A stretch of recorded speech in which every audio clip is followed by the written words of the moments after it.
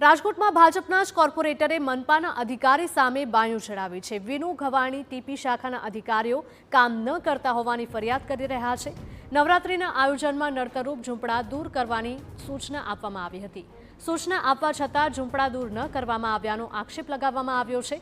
અધિકારીઓએ સૂચના આપી હોવા છતાં કામગીરી ન થતી હોવાના આક્ષેપ થયા છે। કામગીરી નહીં થાય તો વિનુ ઘવાઈ જોવા જેવી થશે તેવી પણ ચીમકી ઉચ્ચારી હતી। મેન અધિકારી સૂચના આપી છે, પણ નીચલા અધિકારી આવીને વ્યાજ હતા ને આખો અડા કામ કરતા ભાઈ આ મામલતદારમાં આવે છે, આ કલેક્ટરમાં આવે છે। તો મારો પ્રશ્ન એવો હતો કે ભાઈ મામલતદારમાં આવે કલેક્ટરમાં આવતા કોર્પોરેશને હોકડામ કેટલાય પાડી નાખ્યા, તેથી મામલતદારમાં કલેક્ટરમાં નહોતા આવતા। હવે બે ઝૂંપડા હારુંથી મામલતદારમાં કલેક્ટરમાં આવે તો એને પાડી નાખવા પડે।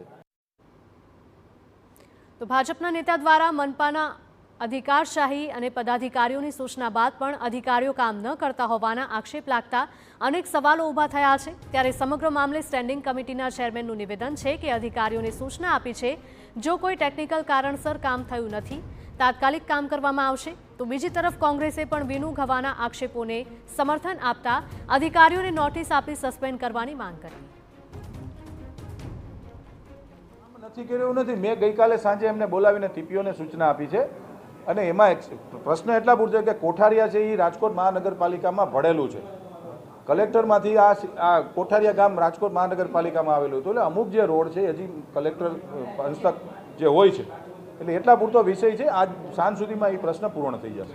એ લોકોને હકીકતમાં સુધરવાની જરૂર છે। રાજકોટના વિકાસમાં બધાએ રસ લેવો જોઈએ। અધિકારીઓ કામ નથી કરતા તો તમે પોતે એના પદાધિકારી છો, તમારો હુકમ એને માનવો જોઈએ। કેમ નથી માનતા એવાને છૂટા કરી દો।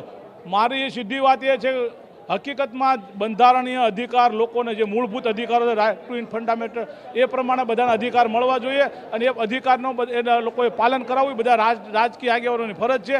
અને અધિકારીઓ ન કરતા હોય તો એને નોટિસ આપીને સસ્પેન્ડ કરવા જોઈએ।